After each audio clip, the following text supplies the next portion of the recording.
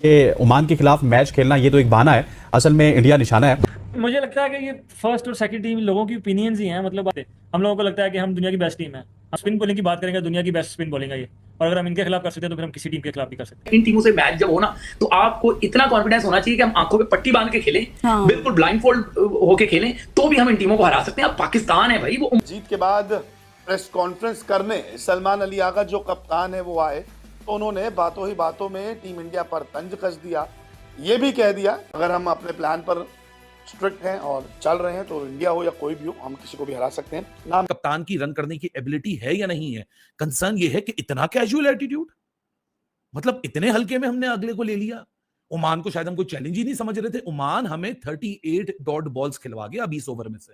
20 over में से 38 dot balls, और ये वही विकेट है भाइयों और मेरी प्यारी बहनों जहां 106 गेंदों के अंदर इंडिया और ओमान का, यानी इंडिया की हिस्ट्री का सबसे छोटा, सबसे फास्टेस्ट, सबसे क्विकेस्ट टी20 इंटरनेशनल गेम उनकी हिस्ट्री का खत्म हुआ था महज 106 डिलीवरीज के ऊपर। हमने 120 डिलीवरी तो अपनी सिर्फ बैटिंग की, और ऐसा लगना शुरू हो गया है। मैंने अफगानिस्तान, हालांकि हमने ट्राई सीरीज जीती, फाइनल के अंदर भी जो हमने 140 स्कोर किया, मैंने उसमें भी यही आगे बात बोली थी, पाकिस्तान की बैटिंग देख के लगता है कि दम घुट रहा है, फ्रस्ट्रेशन होती है, डिप्रेशन होना शुरू हो जाती है। This is not the way how you are going to approach a competitive competitor like India.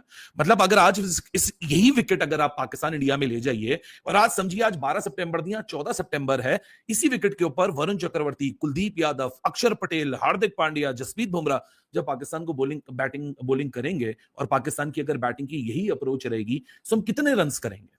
हम ओमान के सामने अगर 7 विकेटें देके जा रहे हैं, 160 बना के जा रहे हैं, चले जी 160 रन आप बोलेंगे कि ये काफी हैं, ओमान से आप जीत ही जाओगे। मैं रिजल्ट पे बात नहीं कर रहा, रिजल्ट मोस्ट लाइकली पाकिस्तान के हक में ही आएगा, लेकिन प्रॉब्लम यहां बैटिंग की अप्रोच में, क्योंकि आप इतने सारे पीछे गेम खेलते हुए आ रहे हो। ये स्लगिशनेस का जो मामला है, विकेटों वाला जो मामला है, मतलब यार क्या पिच कुरेटर के साथ हम सेटिंग करके आए कि सिर्फ फ्लैट विकेट होगी, ऐसी विकेट होगी जहां बाउंस कंसिस्टेंट होगा। साई मयूब को आप देखें, मैं मानता हूं वो बॉल नीचे बैठ गया, लेकिन वो शॉट पक्का खेलता है। अपनी बॉडी पोजीशन को आप देखो, यानी आप मेंटली ओमान को इतने हल्के में लेकर आए थे कि आप समझ ही नहीं रहे थे कि ये कोई चैलेंज भी हमें दे सकते हैं, क्योंकि हमारा एटीट्यूड तो ओमान की तरफ ऐसे ही था। फराज का सवाल है यूसुफ साहब, वो कह रहे हैं कि क्या पाकिस्तान की टीम हरा पाएगी 14 सितंबर को? 10 मई वाली कारकर्दगी दोहराई जाएगी? 10 मई वाली वो तो बहुत ज़बरदस्त परफॉर्मेंस थी। अच्छा, उसका तो मज़ा आया, उसका तो पूरी दुनिया ने मज़ा लिया है उसने। नहीं, इंशाल्लाह देखें, ये स्पोर्ट्स है, और हमारी टीम जिस तरह प्रैक्टिस कर रही है, जिस तरह ट्रेनिंग कर रही है, जो प्लानिंग है, और जिस तरह का कॉन्फिडेंस कैप्टन का और प्लेयर्स का नज़र आ रहा है, तो होप तो यही कि इंशाल्लाह जीतेंगे। और हमेशा आपको जीतने की ही लिए ग्राउंड में उतरना चाहिए। फेलियर का कोई चांस नहीं है। फेलियर दिल में नहीं होना चाहिए कि हम हार जाएंगे या स्कोर नहीं कर पाएंगे या आउट। इन चीज़ों को तो दिमाग से निकाल दें।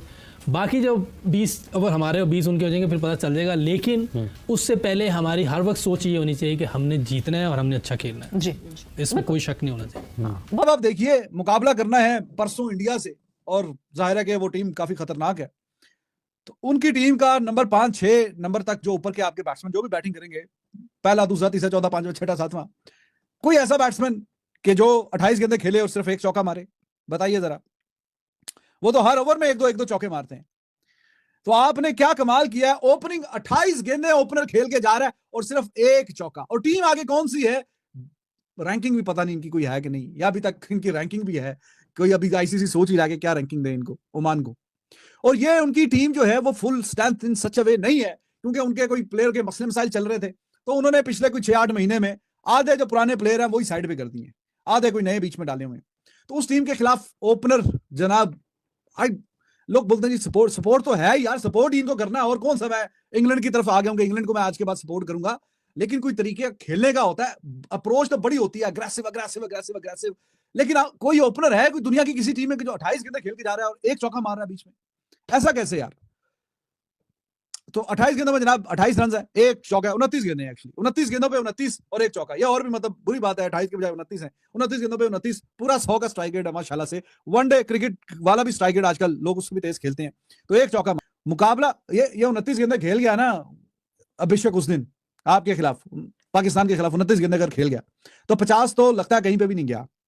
50 रन तो कहीं पे नहीं गए। 29 गेंदों का मतलब है 50 रन। ये भी मैं मतलब मोडेस्टी से बता रहा हूं, अगर उसके स्ट्राइक रेट को लेके चले आप, जो उसका स्ट्राइक रेट है, तो शायद 50 के भी पार।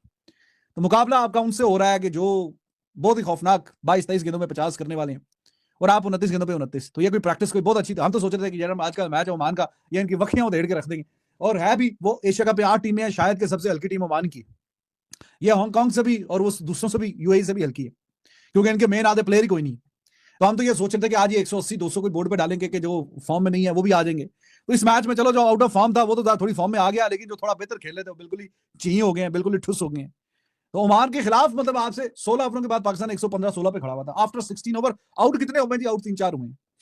13वें ओवर में 100 हो गया। अगले 7 ओवरों में लगा के आना, अब जरा हिसाब तब सीधा कर देंगे, आउट ही 2 है। वो आते गए और जाते गए। 16 ओवरों के बाद आप कैसे सिर्फ 115 पे रुके रह सकते हैं कि आपके 3-4 खिलाड़ी आउट हुए, और वो भी एसोसिएट टीम के खिलाफ, वो भी पता नहीं 20वें नंबर की रैंकिंग की टीम है। 20वें नंबर की रैंकिंग की टीम के खिलाफ आप 16 ओवरों में 115, ये जायज है जबकि 3-4 खिलाड़ी आउट है। ठीक है, थोड़ा सा पिच लग रहा है, वो सर आउटफील्ड लग रहा है कि थोड़ी सी हैवी है, लेकिन चलो उसके 5-10 रन निकाल दो। फिर भी क्या जायज है कि 16 ओवरों के पास आप जो है जाके रुके हो, आपके टोटल जो रन है 115, 16 आउट 3-4 हो। 150 के पार टोटल होना चाहिए, या 140-50 टोटल 16 ओवरों के बाद आपका होना चाहिए, अगर आपके 3-4 खिलाड़ी आउट हैं। ओमान जैसी टीम के खिलाफ यार, ओमान जैसी टीम के खिलाफ कमाल है। मरियम, हमारा जो कॉम्बिनेशन है वो बहुत ही ज़बरदस्त है। अगर मैं अपने फास्ट बॉलर्स को देखूं, स्पिनर्स को देखूं, तो स्पिनर्स हमारे बहुत अच्छे हैं, और मेरे ख्याल में इस वक्त बेंच पे भी अगर बैठे होंगे या टीम में जो हैं वो 4-5 स्पिनर्स हैं हमारे पास। अगर मैं साइम अयूब की बात करूं तो वो भी एक ऐसा बॉलर है कि जो अपने 4 ओवर 3 ओवर कर सकता है। इसके अलावा अबरार, गुड चॉइस। अबरार के अलावा जो मुकीम है वो भी बहुत अच्छा परफॉर्म कर रहा है। तो हमारे पास ऑप्शंस काफ़ी हैं, और आई नो कि उनको खिलाया जाएगा जिस तरह की कंडीशंस होंगी, स्पिनर्स ही कामयाब रहते हैं। बट एक चीज लाला, कल जैसे इंडिया के स्पिनर्स की बात की है, कंडीशंस कल ऐसी नहीं थी कि बिल्कुल ही कोई रैंक टर्नर था, या जिस तरह हमने चैंपियंस ट्रॉफी में पाकिस्तान इंडिया का मैच जिस विकेट पे देखा था वैसी नहीं थी कंडीशंस कल। सो क्या जो पार्ट टाइम स्पिनर्स हैं हमारे, वो इस किस्म की कंडीशन पे उस तरह की परफॉर्मेंस दे सकेंगे जो कि एक स्पेशलिस्ट स्पिनर को दे सकता है? और सवेरे जो चैंपियंस ट्रॉफी की पिचेस थी इससे डिफरेंट है, ठीक है ना, और स्पिनर्स को कोई बहुत ज़्यादा टर्न करने की जरूरत, देने की पिच नहीं ज़रूरत होती है। आप थोड़ा सा भी टर्न अगर आपका हो रहा है जिसमें लेग स्पिन या गुगली आपका हो रहा है, ठीक है, तो वो भी उससे भी स्पिनर्स फ़ायदा उठाते हैं। असल चीज़ ये है कि बैट्समैन के प्लान के हिसाब से आपको अपने प्लान्स बनाने पड़ते हैं। अगर आपको पता है कि यार 2 बॉलें आपने डॉट कर दी, तो आपको ये पता होना चाहिए कि बैट्समैन चांस ले सकते हैं तीसरी बॉल। तो वो गेम अवेयरनेस की जो हम बात करते हैं वो यही चीज़ें हैं सारी। तो आई थिंक गेम अवेयरनेस बहुत इंपॉर्टेंट है। बाकी लाइन और लेंथ आपकी, अच्छा बॉल दुनिया के किसी भी बैट्समैन के खिलाफ वो अच्छा ही होता है वो बॉल। हाँ, उस अच्छे बॉल पे बैट्समैन अगर हिट मार दे तो बॉलर की गलती नहीं है, वो बैट्समैन का कमाल है फिर तो। लेकिन वो एरिया है आपको, जो आपको लगता है कि यहाँ पे ज्यादा से ज्यादा बॉलें करें, अच्छी जगह पे बॉल करें, वो आपकी गेम अवेयरनेस है, वो आपको करनी पड़ेगी। खेल पाया, बिल्कुल अच्छी परफॉर्मेंस नहीं रही पाकिस्तान की जानिब से, क्योंकि उसकी ये रीजन है कि ओमान एक बहुत छोटी टीम है। आप अगर उनके अगेंस्ट इतना प्रेशर में खेलोगे, आपसे रन नहीं होंगे, और ये सोच के खेलोगे कि यार हमने इतने ओवर्स तक इतना स्कोर करना है, फिर इसके आगे हम पार्टनरशिप बिल्डअप करेंगे, ये छोटी टीम के अगेंस्ट प्लानिंग नहीं होती है।